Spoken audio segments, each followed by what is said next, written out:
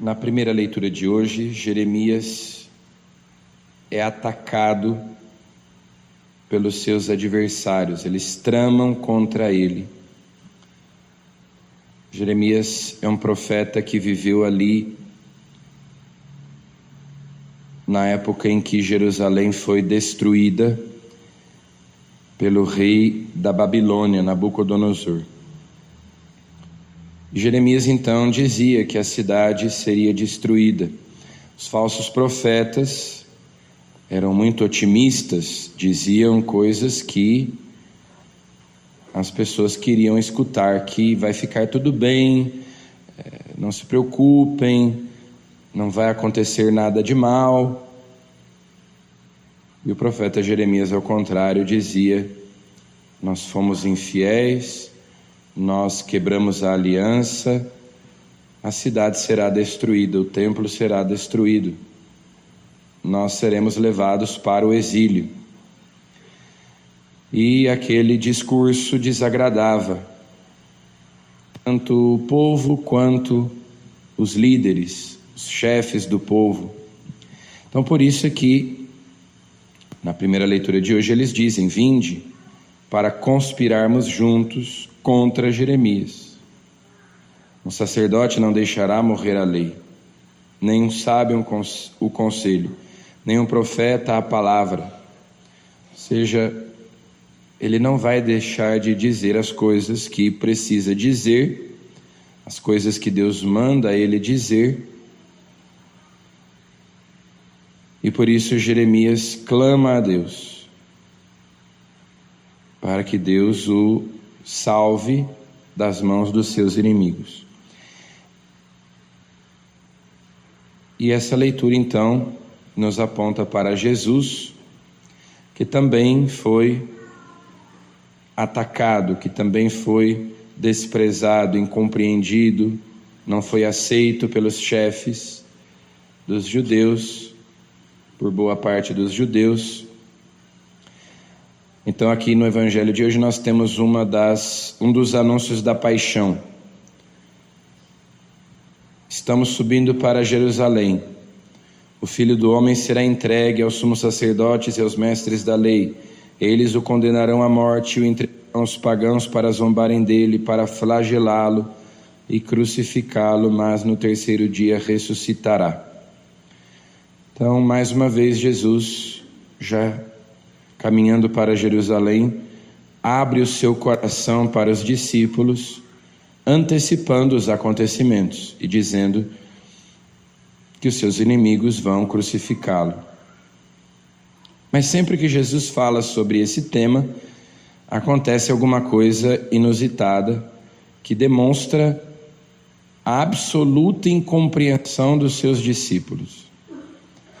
Então, imaginem só, Jesus está ali falando sobre a sua morte, sobre o seu sofrimento, e a mãe dos filhos de Zebedeu, ou seja, a mãe de Tiago e de João, se ajoelha diante dele para fazer um pedido: que os filhos dela se sentem, um à sua direita, outro à sua esquerda, no seu reino.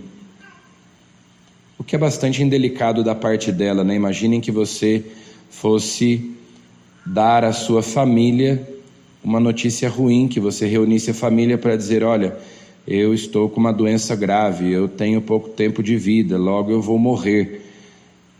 E as pessoas começassem a discutir ali sobre quem vai ficar com quem, né? Sobre a herança. Olha, eu vou ficar com tal coisa, o carro vai ser meu, a casa vai ser minha. Jesus está ali abrindo seu coração e falando sobre o seu sofrimento, e ela está pensando em privilégios, ela está pensando em conseguir um bom cargo, um bom lugar para os seus dois filhos. E na verdade, na cabeça dos discípulos, Jesus indo para Jerusalém, iria expulsar os romanos, se tornar rei, se sentar no trono, restaurar a monarquia em Israel. Era o que eles esperavam que o Messias fizesse. Nós não seremos mais oprimidos, dominados pelos romanos, teremos um descendente de Davi que vai restaurar a monarquia, nós seremos livres de novo. Então, ela pensava num reino mundano. Quando Jesus falava do reino dos céus e que para entrar nesse reino seria necessário passar pela cruz. Então havia uma completa incompreensão por parte dos discípulos e logo depois começa uma discussão porque eles tinham feito aquele pedido e, lógico, os outros se sentiram prejudicados. Ora, como assim? Os dois vão se sentar, um à direita, outro à esquerda, e nós, como é que nós ficamos? Ou seja, ninguém deu bola para o que Jesus disse, ninguém prestou atenção. Eles estavam em busca de fama, de prestígio, de glória. E Jesus então diz para eles: olha, eu não vim para ser servido, eu vim para servir e dar a minha vida em resgate de muitos.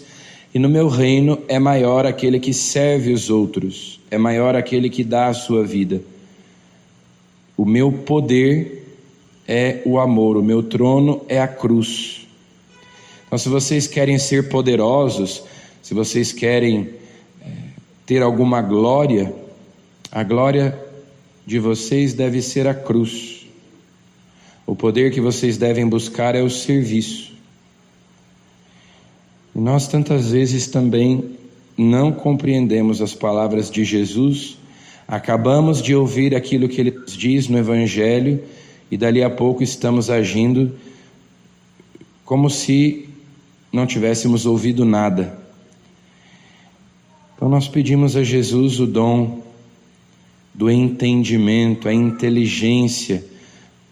Lá com os discípulos de Emaús, Jesus disse: como vocês são lentos e sem inteligência para compreender as coisas. Então que o Senhor nos dê o dom da inteligência, que é um dos 7 dons do Espírito Santo, o entendimento, a ciência, para compreender, praticar a sua palavra e entender que o caminho que conduz à salvação, à glória eterna, é o da cruz, é o do serviço, é o da doação da nossa vida. Nós não sejamos iludidos pelas glórias deste mundo, mas ao contrário, busquemos o desprezo deste mundo e queiramos nos fazer servos por amor, servir a Deus e aos nossos irmãos. Amém.